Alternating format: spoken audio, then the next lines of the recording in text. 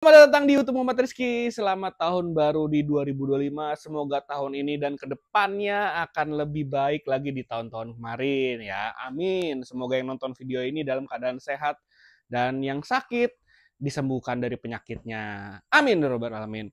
Jadi video tahun baru kali ini di depan gue udah ada E8S Pro ya. Jadi kita mau bikin video pertama di tahun 2025 tentang ya E8S Pro gua. Owning experience lah gitu di tahun ini. Udah kayak gimana sih ini motor ya kan, dari mungkin kondisi bannya, speedometer, baterainya kayak gimana gitu ya. Jadi langsung aja lah kalau gitu ya, kita bahas. Jadi pemakaian motor ini tuh kurang lebih udah 1 tahun lebih lah ya, dari Oktober 2000 berapa ya, 2023 ya. Ini udah 2025, berarti Oktober ini 2025 ini udah mau 2 tahun, jadi udah 1,5 tahun lebih lah gitu. Dan kondisinya alhamdulillah so far baik-baik aja, cuman ada beberapa kendala. Ya, yang pertama pasti komstir lagi. Ya, motor E8S Pro ini kurang lebih mungkin teman-teman juga punya E8S ya, atau enggak ya dia yang lain, kecuali G6 sih. Kalau nggak salah G6 tuh paling nggak banyak isunya ya tentang komstir ya. T9 sama E8S. Jadi gue waktu itu udah pernah ke Om Rahmat. Nah, nomor Om Rahmat sama Om Felix ya ada di sini. Nanti kalian hubungin aja. Gue udah pernah servis ke mereka. Dia kelar, memang kelar, udah bagus gitu ya kan. Cuman guanya aja makainya gitu ya kan, ke jalan-jalan yang agak rusak, bebatuan segala macem. Nggak semi-semi off-road lah. Pokoknya ya jalanannya agak-agak lobang gitu lah. Tahun ini gue mau kan ganti aja.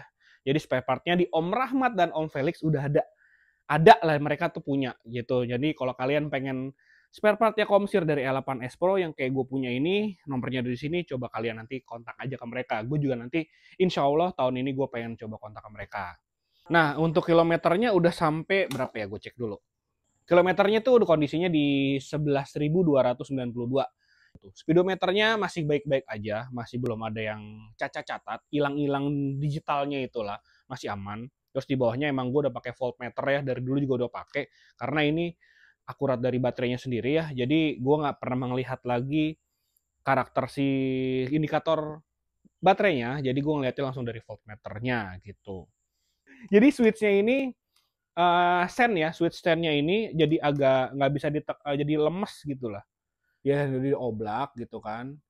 Ini mungkin ada gantinya, gue nggak tahu gimana, tapi ya nanti cari aja lah. Cuman yang lainnya untuk switch yang lampu jauh, klakson, P, lampu, hazardnya masih aman. Cuman hazardnya di sini gue udah mulai problem nih. Jadi kalau kita nyalain lampu hazard, jadi dia cuman yang sen kiri doang. Kadang sen 1, kadang sen 2 gitu. Nah kan sen 1 ini sekarang. Nah kayak gitu, gue problemnya di situ. Apa mungkin karena switch-nya kali ya, jadi harus dibersihin atau gimana gue nggak tahu. Cuman emang gue belum pernah lagi ngecek-cek tentang switch ini. Cuman so far sampai sekarang ya sen yang ini oblak, terus sama hazardnya kayak gitu. Oke, lanjut ke pengereman. Ya alhamdulillah sekarang masih aman, untuk minyak rem dan segala macamnya aman. Dan untuk kita ke depan aja yuk, bagian depan ya. Dari suspensi depan aman sampai sekarang, cuman tadi ya komsir doang ya. Untuk rem, jadi remnya masih alhamdulillah masih oke. Kampasnya juga masih oke semenjak gua pernah ganti waktu itu beberapa waktu lalu. Jadi cakramnya juga masih oke, kalipernya juga masih oke, kampasnya juga masih aman karena waktu itu udah pernah ganti ya. Nah, tadi shock juga udah lumayan masih bagus, cuman ini bannya udah mulai ya, mulai benjol-benjol gitu emang. Nanti insya Allah diganti sih. Tapi gue masih merasakan ya udahlah gitu, pakai aja gitu sampai bener-bener rusak gitu kan. Cuman ya udah benjol-benjol keadaannya gitu ya. Ini pakai bannya ban bawaan, masih ban bawaan yang namanya Kenda ya, mereknya Kenda. Jadi masih begini, udah begini di tahun 2025 ini ya, sekitar 1,5 tahun lebih lah. Gue beli bulan Oktober di 2023. Udah begini. Untuk pelek juga masih aman, masih nggak ada bengkok-bengkok, padahal gue agak sering gitu ya, bukan hajar lubang, agak sering lewatin jalanan berlobang-lobang gitu ya, terus jalan-jalan yang agak rusak gitu kan, karena gue kalau misalnya dari pergi keluar terus lewat situ gitu, kadang biar lebih cepat karena jalannya bebatuan gitu ya. Mungkin itu salah satu, bannya juga jadi jelek, tapi peleknya juga aman gitu, tapi bannya sih jelek gitu. Kita ke belakang sekarang. Di bagian belakang, oke deh kita dari bawah ini dulu deh kali ya. Untuk ini belum ada gangguan sama sekali ya. Tapi emang seret aja sih. Jadi tetap masih berfungsi tetap untuk P-nya itu. Jadi kalau diturunin jadi langsung mode P. Masih aman. Nah di Sandar 2 juga masih aman, nggak kenapa-napa, nggak ada bunyi-bunyi. Tinggal diolesin itu dilumasi lah dengan suatu pelumas gitu lah ya. Terus shock belakang juga masih aman, oke. Dinamonya juga sekarang masih aman, sampai sekarang masih oke-oke aja, nggak kenapa-napa gitu kan, nggak peyang-peyang juga. Padahal gue sering nggak ngajar lobang yang kenceng sih, sebenarnya jalan rusak sebenarnya sih ya, bukan lobang. Sering lewatin jalan lobang. Nah ban belakang juga udah ganti Primax ukuran 110/70 ring 12. Paling gitu dari belakangnya, so far so good lah. Nah, sekarang kita coba cek baterai. Gue juga belum pernah cek lagi nih baterainya. Kondisi fisik baterainya kita coba bongkar yuk.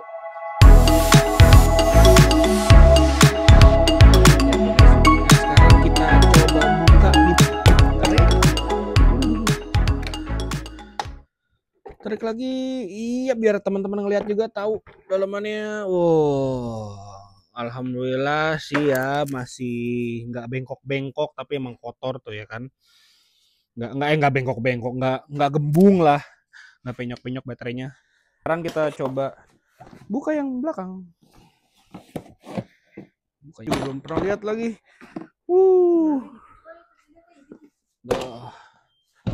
Tuh kita lihat. Oh masih aman. Ternyata masih aman. Cuman emang kita nggak tahu, kita belum cek lagi voltnya berapa masing-masing baterai ya kan. Tapi dari kondisi fisik masih nggak kembung, masih nggak penyok-penyok, jadi gitu. Karena gua ini cara ngecasnya ini udah ngeliatin dari voltmeter yang tadi gua liatin. Jadi gua itu selalu memperhatikan cara ngecasnya.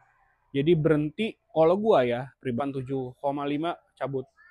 Nah alhamdulillah sampai sekarang nggak kenapa-napa. Itu tapi juga ada yang bilang sih 88 volt itu cabut, kalau 87,5 tuh cabut. Gue nggak tahu, tapi gue lebih ke 87,5 terus gue cabut. Jadinya aman sampai sekarang kayak gini. Cuman kita nggak tahu ya voltasenya berapa. Tapi untuk kondisi fisik alhamdulillah sekarang masih aman. Gitu kondisinya. Pernah kena banjir, pernah juga ada videonya kita bikin banjir-banjiran, cuman emang gue bersihin atasnya doang. Alhamdulillah aman sih ya baterainya. Ya kena air gitu segala macam, ya kotor doang sih jadinya emang tidak direkomendasikan untuk tenggelam sih emang sebenarnya. Kontrolernya sih ya gue sih nggak rekomendasi, cuman kalau teman-teman yang mau ya terserah gitu ya kan. Cuman kalau gue waktu itu pernah banjir sampai atas ini aman sih sampai sekarang. Ini buktinya lah. Cuman jangan coba-coba gitu lah ya. Kalau gue cuma mengetes, kalau teman-teman mau ngetes kan lihat dari gue nih bisa apa enggak, atau lihat dari teman-teman yang ngetes juga. Tapi kalau kalian mau ngetes ya jangan sih ya, kalau bisa nanti takut kenapa-napa, soalnya kita tidak bertanggung jawab atas hal itu gitu. Sekarang chargernya masih awet ya, masih aman, masih berfungsi dengan baik lah sama kayak dulu gitu ya kan. Masih, dan gue ngecas karena gue lihat voltmeter tadi gue bilang ya, jadi gue nggak langsung casannya tuh jadi hijau gitu, dari merah gue ngecas sampai hijau, gue nggak pernah ke hijau lagi. Jadi gue ngeliat tetap di sini lagi ngecas, gue nyalain begini, lihat berapa voltasenya. Nah kalau ada voltasenya 87 saat lagi ngecas, gue cabut. Nah ini lagi 75 ya, jadi udah agak rendah nih voltase baterainya. Ya paling itu aja kali ya, gue nggak bisa ngomong banyak juga karena kondisinya ya ala kadarnya kayak gini.